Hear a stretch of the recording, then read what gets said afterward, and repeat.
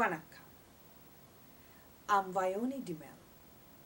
This is Boston Lanka News, bringing you news, views and entertainment from Boston and USA.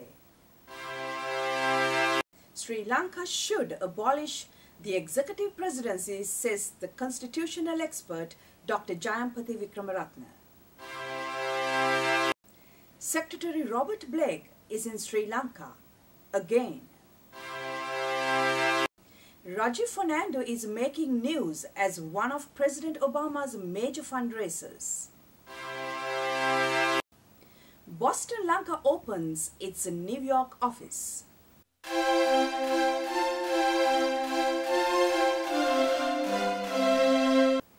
The present Sri Lankan constitution, which was drafted by the UNP-led government under the leadership of Jayampathy, has been praised for effective government by some as well as been criticized by others for the lack of balance of power in three branches of the government: executive, legislature and judiciary. We join with Dr. Jayampathy Wickramaratne, a constitutional expert, to discuss about the 1978 Constitution. Dr. Wickramaratne, there are 18 amendments to the 1978 Constitution of Sri Lanka. Do you think it needs a 19th amendment? Well, I think it needs to be overhauled completely, in the sense that it has to be done away, should be done away with, and we should have a new constitution. I don't think we should be just tinkering would do. Of course, it can be improved a little a bit, but I think we have some basic flaws. There are some basic flaws in the constitution, and my own view is there should be a new constitution. What are the major areas that needs to be changed in the present constitution?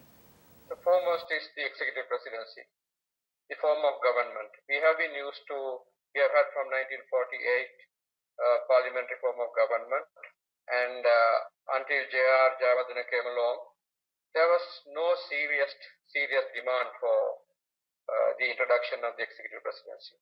And when in 1972 this whole question of executive presidency versus parliamentary form was discussed in the Constitutional Assembly, only JR and Hamid supported the idea of an executive presidency. Even the Tamil and the Muslim representatives and the Indian Tamils, they did not ask for executive presidency, so they were quite happy with the parliamentary form of government. And now we had 35 years of, over 35 years of executive presidency, and with very bad experiences. I think that a large number of people have after experiencing this 35 years of the executive presidency, the large majority, I think, would want to do away with it. And the very party that brought the executive presidency, the United National Party, to get a different view. And also Tamil Muslim and Indian Tamil representatives take a different view. So I think we have to have a basic change in the form of government by reverting back to the parliamentary form. And then, of course, the question of power sharing. The 1972 Constitution came before 1983 and before the violence erupted. Of course, in 1977 also there was the issue. And in fact, Jayampathy had promised in the 1977 elections that he would call for a roundtable conference. But after his victory, there was no roundtable conference, but he imposed his constitution on the people of Sri Lanka.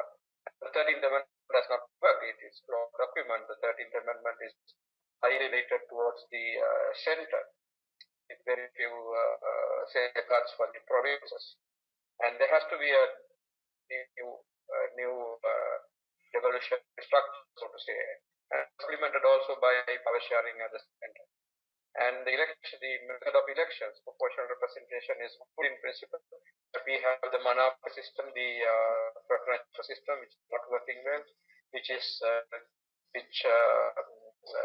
being used by various forces to people to spend a lot of money at the elections on behalf of candidates, and they have to be paid back. And there is today, I think, the very large majority of people would like the monopoly system, the preferential voting system, to go. Although I think there is a lot of of support for proportional representation. So we need to think of a new electoral process. And then the Bill of Rights. Our Bill of Rights has only civil and political rights. The world has moved towards the inclusion of social, economic, and cultural rights, and also children's rights and women's rights in most constitutions. And we need to have a new Bill of Rights. So those are some of the basic ones. And there is, of course, the question of good governance, in particular about appointments to the judiciary, appointments to important posts like the Attorney General, the Inspector General of Police, Secretary General of Parliament, and important commissions which are supposed to be independent, like Public Service Commission, the Human Rights Commission, the Elections Commission, etc. Appointments, ideally, should be through a very participatory process. We had some kind of participatory process under the 17th Amendment, which are now been negated. In the post-war Sri Lanka, in what way the present constitution present challenges and opportunities to build more unity among ethnic groups in Sri Lanka? Unity has to be in diversity, right? So we need to first accept the diversity of the peoples of Sri Lanka. And the problem that we have been having is basically of state power, that different communities do not have a fair share of state power. All the communities do not have a fair share of state power. So we need to restructure our power. We need to have a constitution which provides for sharing of state power by way of devolution to the provinces, by way of power sharing at the center, by way of, if possible, power sharing within the provinces. So we need to think about this, about these things, so that the various communities are happy that they too have a share of state power. I think what is important is state power. Do you think there are proper checks and balances between executive and legislative branches, as well as with the judiciary in the 1978 Constitution? Not at all. Not at all. We have a executive presidency. I think one, if not the most, the strongest executive presidency in the democratic world. The only two so-called checks and balances were the impeachment process, which we saw in the early 1990s. It doesn't work, cannot work. You need to have a 2/3 majority in Parliament to even send an impeachment motion to the Supreme Court, and even if the Supreme Court finds the president guilty of intentional violation of the Constitution, you still have to get 2/3 majority again to impeach him. So that is no safeguard.